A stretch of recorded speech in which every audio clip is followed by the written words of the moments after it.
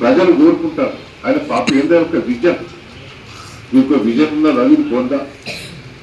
మన అప్పు తెచ్చేది ఎవరికా? మిషన్ పైకి దగ్గర. అది అవసరం లేదా? ఇంటికి నీళ్ళు ఇచ్చినాం, కాళేశ్వరంకి అప్పు తెచ్చినాం, 24 గంటల కరెంట్ ఇచ్చేందుకు అప్పు తెచ్చినాం. అంటే ప్రజలకు లాభపడేదానికి అప్పు తెచ్చినాం. వీడు అప్పు దేవి తెచ్చిస్తాడు, అంత లూటి.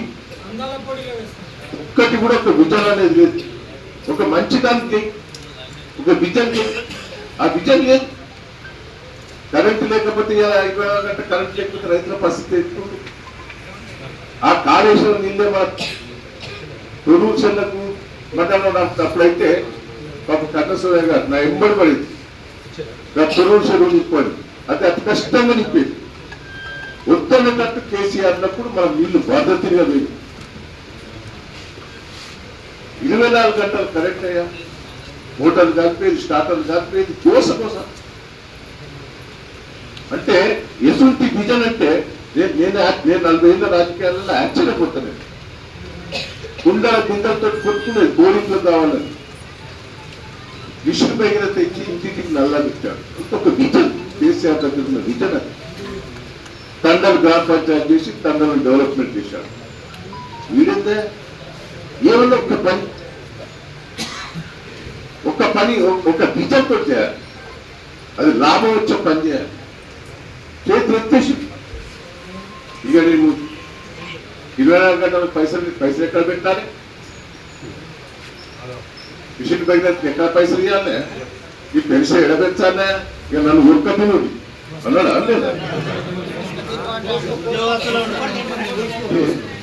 ఎంత వాడు ఎందుకు మాట్లాడి పిచ్చి పిచ్చి మాటలు.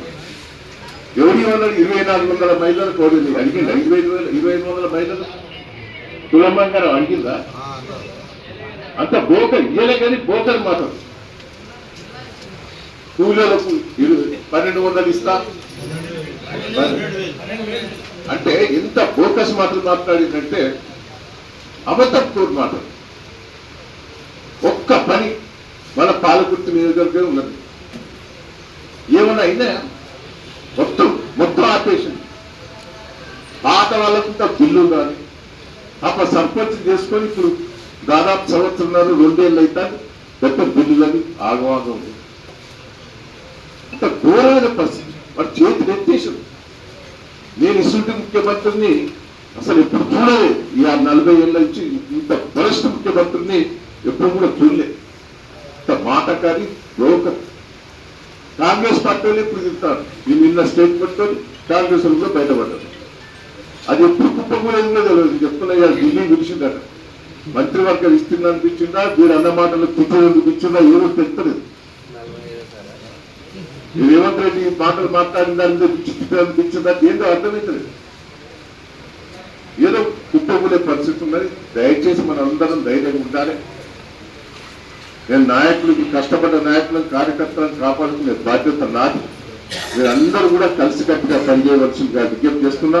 చిన్న ఉంటే పక్కకు పెడదాం. కొద్దిగా ఎంత ఫీల్డ్ వర్క్ చేస్తే బాగుంటుంది. ఎంపీటీసీ పరిధిలో కూడా మీరు ముగ్గురు కూర్చొని ఒక నేస్తే మంచిది. ఓ సీనియర్ నాయకులు ఎంపీటీసీ పరిధిగా టైం ఇచ్చి పనిచేసిన వాళ్ళు వేస్తే బాగుంటుందని కూడా ఈ సందర్భంగా తెలియజేస్తూ, ఈ అవకాశం ఇచ్చి అనుకున్న దానికంటే మంచిగా తీసుకొచ్చిన నాయకులందరికీ కూడా పేరు కృతజ్ఞతలు, ధన్యవాదాలు.